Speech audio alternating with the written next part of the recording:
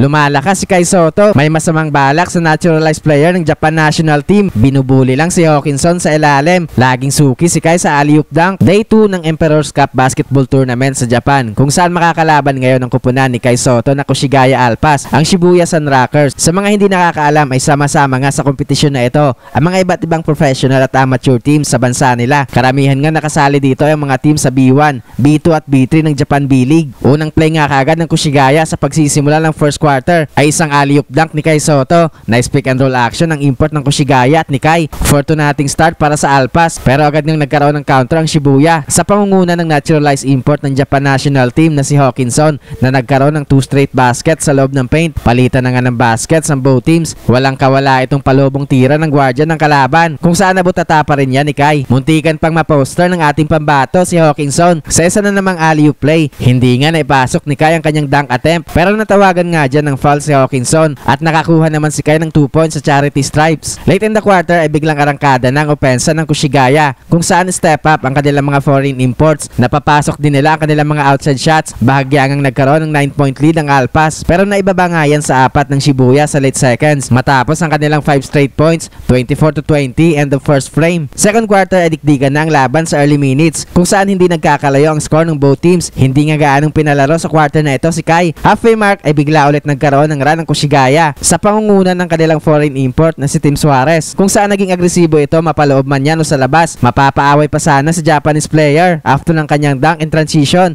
Umabot na nga sa double digit ang lamang ng Alpas. Pinasok nga si Kai sa late minutes, pero hindi nga naging maganda ang sinapit niya this quarter, kung saan nakuha niya ang kanyang ikatlong foul. Bigla na ding to make over si Hawkinson para sa Shibuya, kung saan naging mainit ang kanyang shooting sa labas. Baba nga sa 6 points ang kanilang hinahabol, 44-38 and the first half. Third quarter ay magandang simula ng Koshigaya offensively. Instant impact si Kai sa kanilang opensa. Inararo lang ang depensa ng import ng kalaban, sabay reverse sa baseline. Naging kontrolado din nga ni Kai ang rebounding this quarter. Another dunk para kay Kai Sotto mula ulit sa isang alley-oop pass na nagmula sa pick and roll play. Balik nga ulit sa double digit ang kanilang kalamangan, pero tough break para sa ating pambato, kung saan nakuha niya ang kanyang ika-4 na foul sa 5-minute mark. Agad nga siyang nilabas sa laro, pero na-maintain nga ng Koshigaya ang kanilang double digit lead, 54-44 and the third frame. Fourth quarter ay kontrolado pa rin nga ng Alpas ang laro sa early minutes. Binubuli lang nga ni Kai itong si Hawkinson sa low post para sa kanyang another field goal sa laro. Halfway mark ay biglang nagkaroon ng run ng Koshigaya, kung saan take over ulit offensively si Hawkinson. Baba nga sa 3 ang lamang ng Koshigaya sa 4-minute mark. 1-minute mark ay naitabla na ng Shibuya ang laro. Na-fouled out pa si Kai Sotto sa last second matapos ito makipagpisikalan sa ilalim. Hindi nga naipasok ng Shibuya ang kanilang potential game-winning basket,